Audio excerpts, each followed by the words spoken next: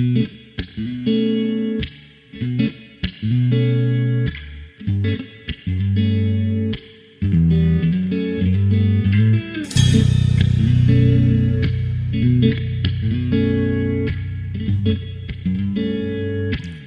going on, everybody? This is Mike, and this is Serial at Night number 56. Oh, let's get right into it again this week. So two things I'm going to cover this week. Excuse me. I'm still stuffy. I have no idea what's going on with the weather here in Minnesota, but it is kicking my ass. So there was an email that came out that was leaked from BioWare, and it came from Casey Hudson, who just came back as BioWare's GM. And so I got a few emails from people saying, "Look, this proves the Kotaku article is right."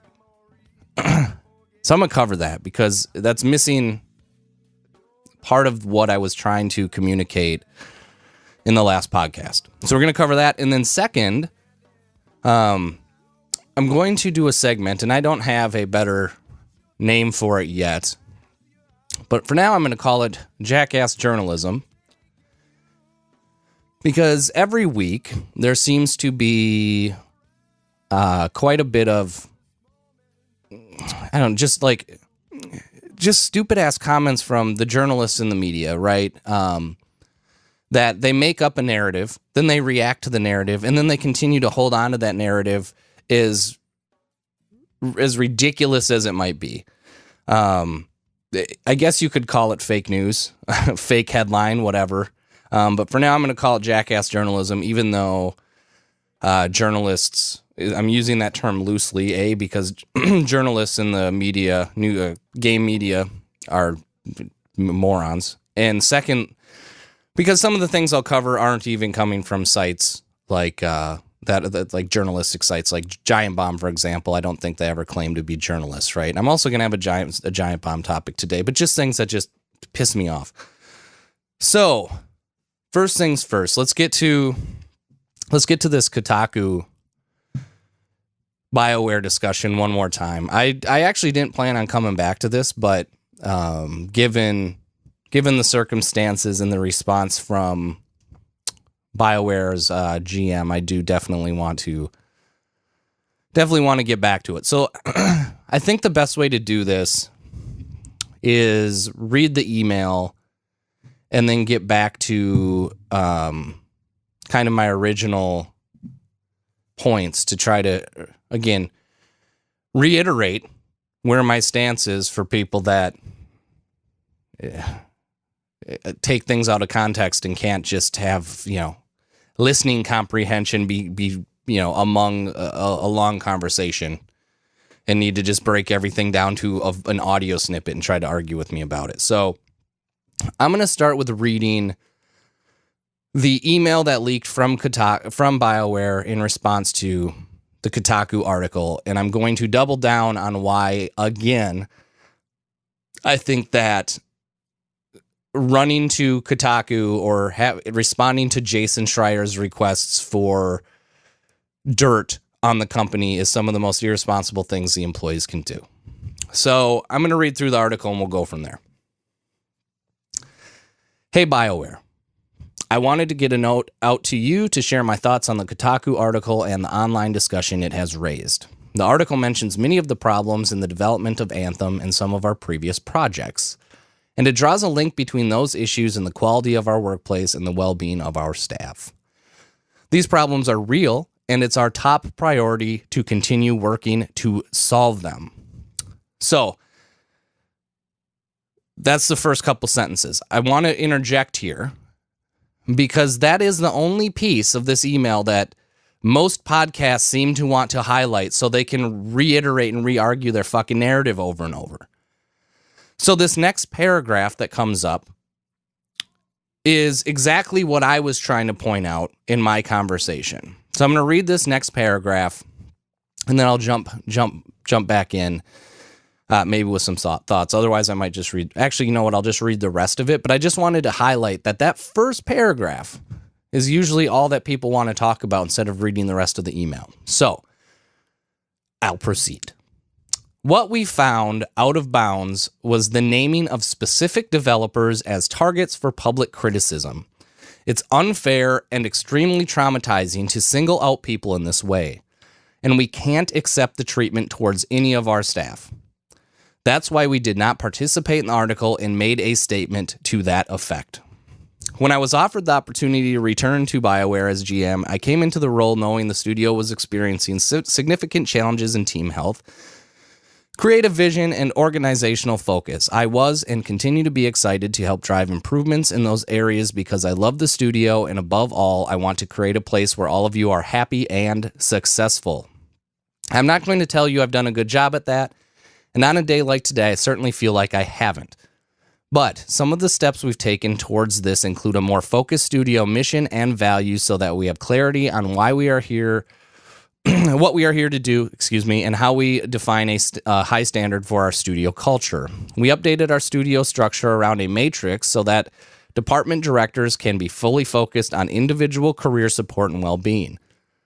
We are defining better role clarity so that people can succeed better against clear expectations, and we are putting in place production changes that will provide for clear project vision as well as significant post-production period that will further relieve pressure and anxiety on teams during development. But I know there is much more to do, and we will talk in more detail about other actions we have been planning in response to internal feedback and post-mortems at next week's All Hands On.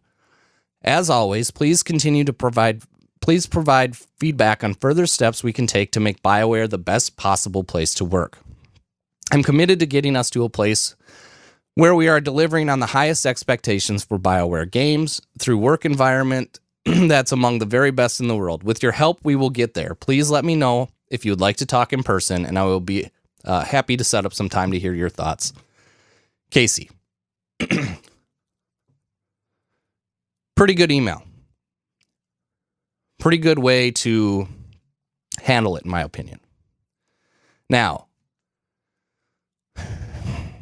here's where it gets back to my original point. All of these things that Casey Hudson, the GM, was obviously talking about are all things that have probably been in flight long before the Kotaku article came out. He outlined many structural changes in the article, or in the email. He re-highlighted the value of being able to bring constructive feedback to leaders. He's made it clear that his door is open, and the reason he was brought back to BioWare was to help drive the studio forward in a way that solved some of the challenges that they were already aware of from a labor, staffing, and challenges standpoint in software development. Okay? These aren't things that the leadership, like I said, don't know about. They are making the changes to help fix them. But instead, you have anonymous, disgruntled employees go to Kotaku to try to really shout down the company. And that's just as bad as all of the things you're criticizing the company for, right? That is also a part of the culture problem, right? If you're running anonymously to a source like Jason Schreier or Kotaku, you are also a part of the culture problem. You are not part of the solution, okay? And that's what the third paragraph of this article said.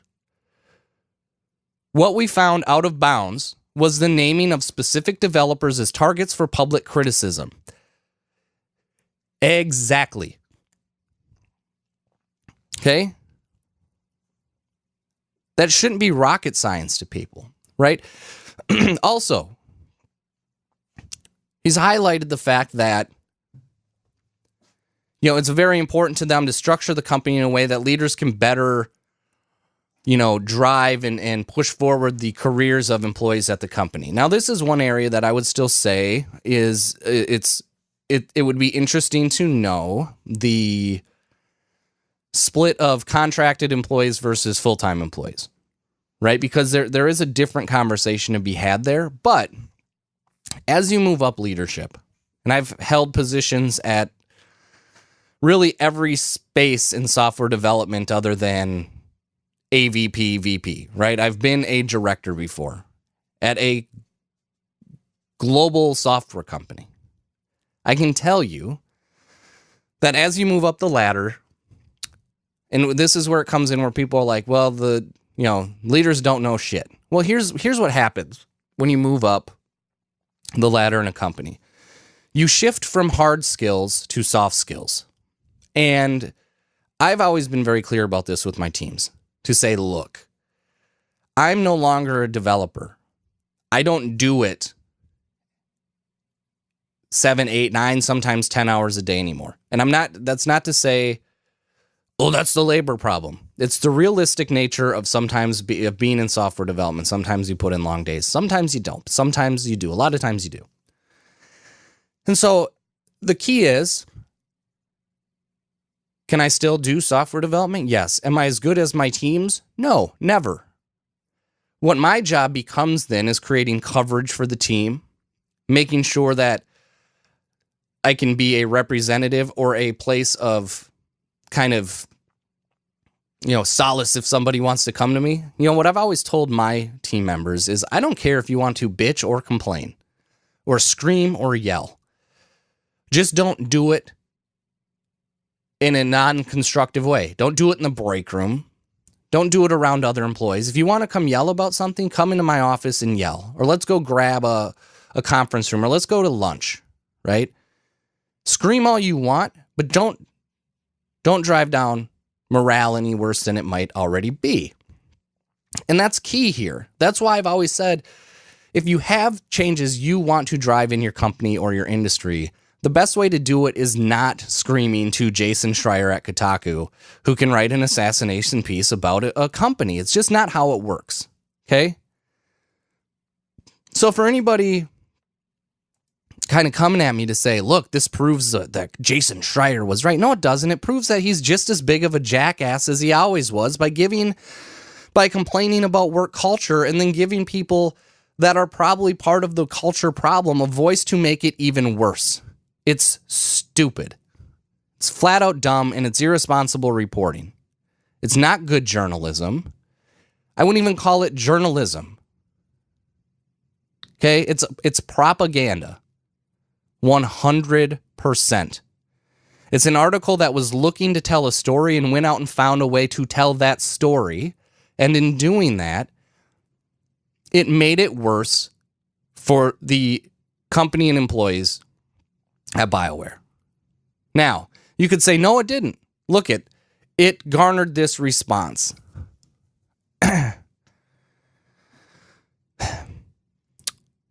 Casey Hudson knew damn well that this email was going to leak. It was written in a way to address both internal employees and Kotaku in a lot of ways. But, like I said, the things that have been mentioned, the reasons that he was brought back, the very itemized things that he's outlined in this email, those were in flight long before the Kotaku article was written. Now, one could argue maybe they should have done a better job internally of communicating this stuff. Yeah, maybe. Maybe that was the miss, right? But there's a very tactful way to go about communicating changes within a large organization that is goal-oriented. And the last thing you want to do is be part of the problem as well as leaders. And so, again, I'll just go back to the point that it was, again, if instead employees would have come together as a team, would have went to their director or direct report, would have tried to do things differently, and maybe they did, but I'd still argue that the worst thing they could do is have 19 anonymous people go speak for the entire company in a disgruntled negative tone to Jason freaking Schreier, who has never been able to take criticism, right? And it's not just a piece about labor. I mean, it's a piece about how the software development lifecycle was troubled for Anthem. I'm gonna break some news to everybody. Every kind of software development lifecycle is troubled in some way. But there's a different way that we write about it and read about it and think about it depending on the developer we're talking about. And after Andromeda, Mass Effect Andromeda came out, people were already kind of on the prowl to take BioWare down. And this was the perfect opportunity to do that. Look, Metroid's been delayed. Metroid basically just had a complete reboot. I think to the first article in Kotaku about Anthem having multiple narrative reboots. Well, Metroid just had one. Are we going to see one of these articles about Metroid? Zelda Breath of the Wild, delayed for years. Supposed to be a Wii U game. Nope. No article about Zelda Breath of the Wild. Guaranteed there was troubles there. We base it on multiple things. Well, do we like the game? Because if we like the game, we'll ignore all of the trouble. If we like the developer, we're going to ignore all of the trouble. But if we don't like the game, we, collective we, as a community, and the games media, I guess, go after these companies in some of the most jackass ways. It's ridiculous.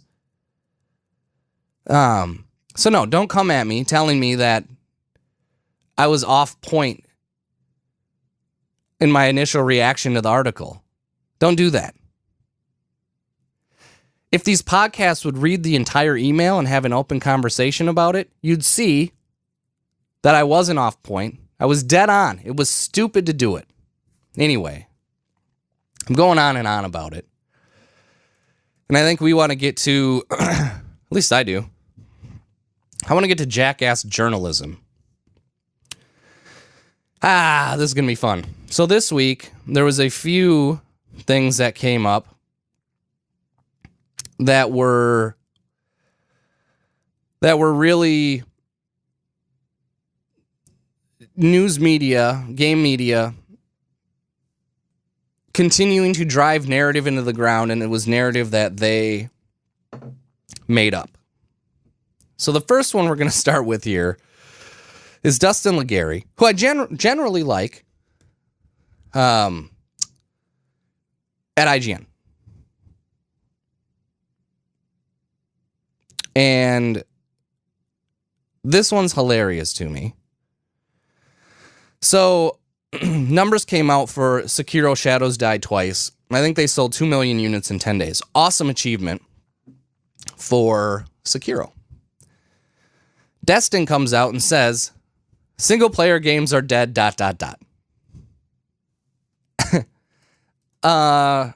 Okay. Here's the thing. This narrative came from the games industry and from gamers that single player games are dead when we started to see a strategic shift in some larger publishers. EA, for example, Activision, for example, right? When Destiny got popular, and maybe even Battle Royale, we started to see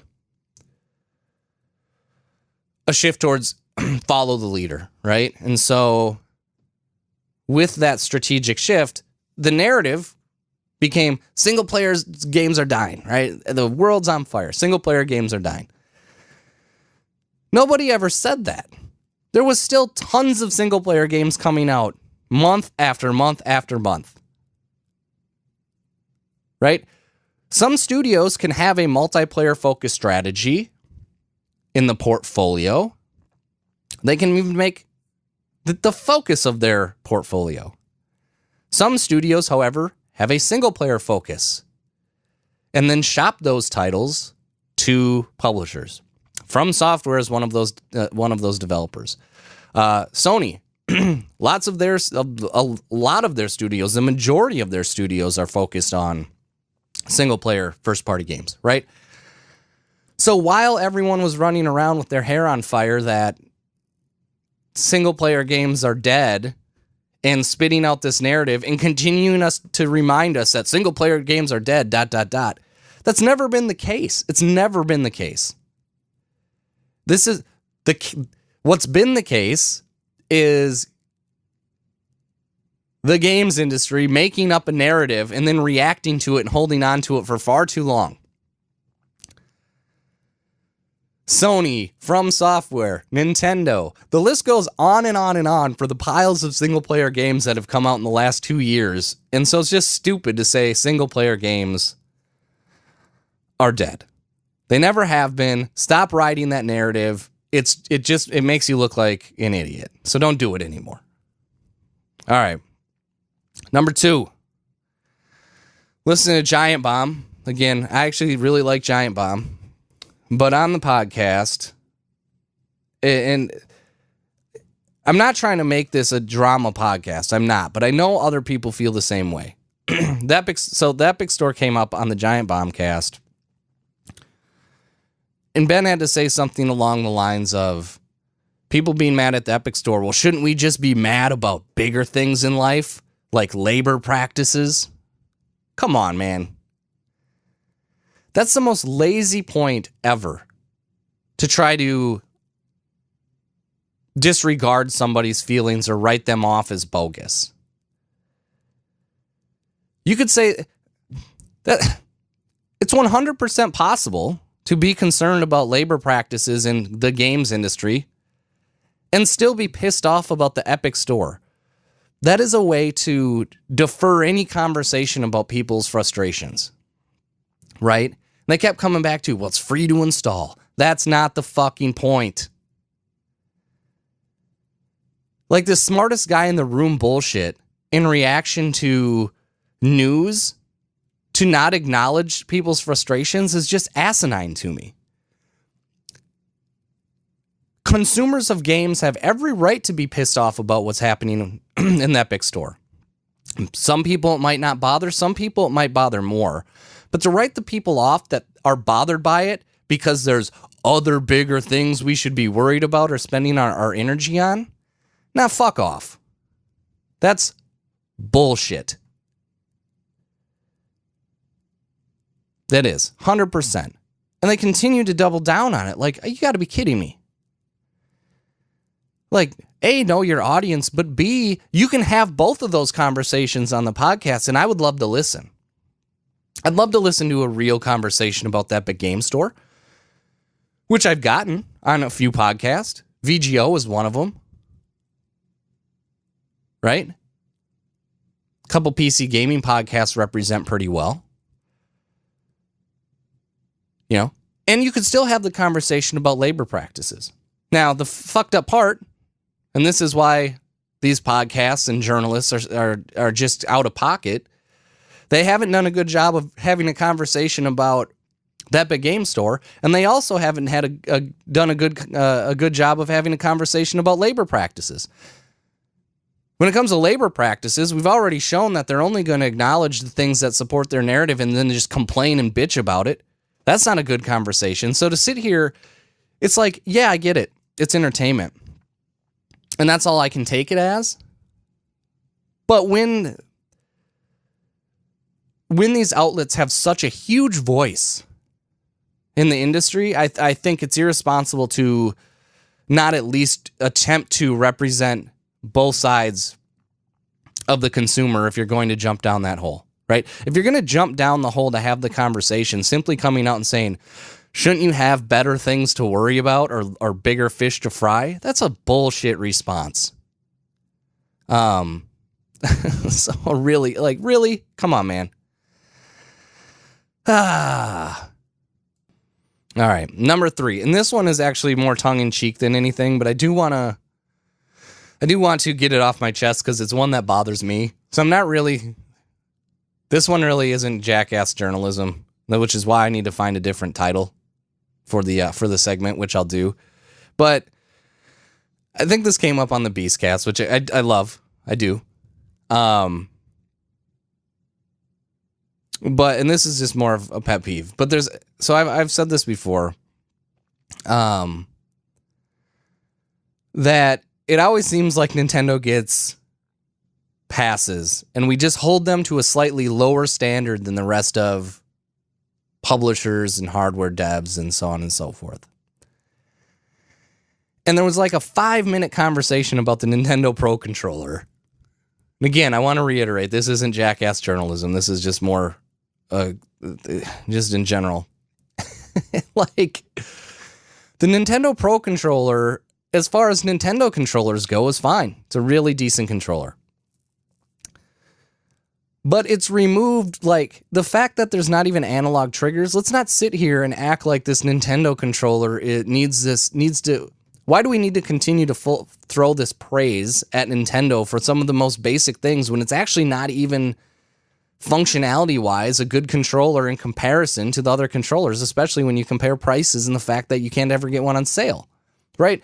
I can go get a PS4 or Xbox One controller anywhere from $40 to $60 MSRP at any given moment, usually. The Nintendo Pro Controller does not come with the Switch, even though they've touted it as a console, even though we all know it's a handheld. It's an extra $70 over the cost of entry to the Nintendo Switch. And functionality-wise, the rumble on it is weak. The triggers don't have analog. I mean, overall, the face buttons, I don't know. I don't think it feels like a great controller. And like, it just seems like we've always got to say like, oh, that Nintendo controller, it's been out for 2 fucking years. Quit talking about it.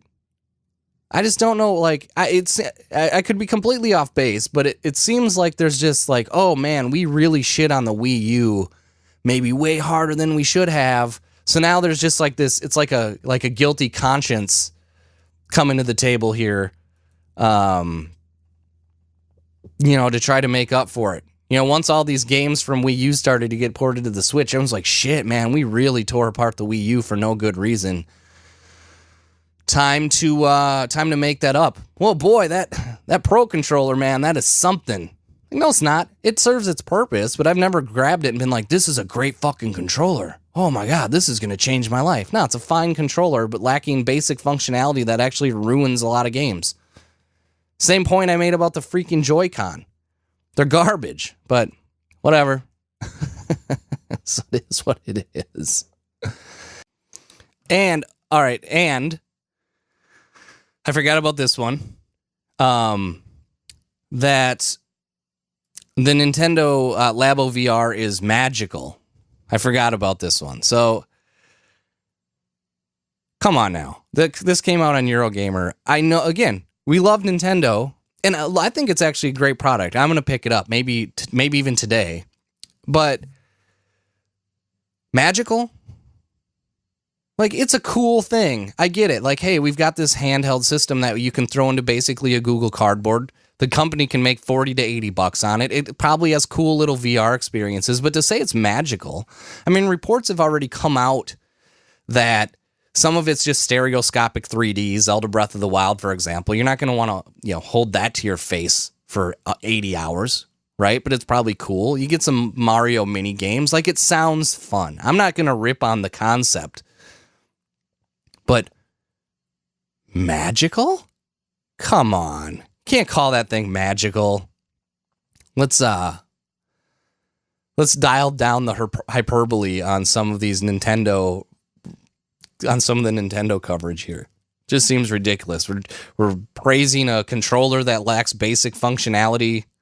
We're calling a Google Cardboard magical. Even funnier was the fact that they keyword stuffed it, and actually the subtitle to the whatever the title was about Labo VR being magical, the subtitle just said Google Cardboard. Like, y'all are keyword stuffing your headline? Come on now. It's not 1996. Ah, man. So anyway, I got that off my chest. I know some of you out there agree. So anyway, this jackass journalism, which I will rename, it's not going to be a mainstay. I mean, I'll do it every now and then when stuff really gets ridiculous. Excuse me. But, there's sometimes just some things where, I think I like to do podcasts, but I also like to listen to podcasts. And sometimes there's some things that are said where I'm just like, this is mind boggling to me. This is the narrative that these huge outlets are throwing out there. I can't let this slide. This is ridiculous. So anyway, that's where we stand on that. Next episode, just a heads up, I am going to cover the GameStop numbers, $643 million loss, largest in the company's history. What does that mean for GameStop? What I'm not going to do is celebrate the demise of GameStop, because there's a huge hypocrisy in celebrating the demise of GameStop when it's going to lose 60,000 jobs while half the games industry wants to be outraged over the loss of 800 jobs at a company. So I am going to cover that, I think, and that's a realistic conversation to have. But I want to reread the SEC filing one more time before I pull an IGN and start just making up assumptions that are completely off base and reacting to them. So stay tuned for that, probably in the next episode or two. I mean, it might not be relevant at the time, but I think that talking about kind of the business side of some of these things is enlightening and fun to discuss, especially when we're most likely going to see the downfall of what was a giant in physical media for the gaming industry. So stay tuned for that. But anyway, my name is Michael Allen. This is episode number 56, Serial at Night. See ya.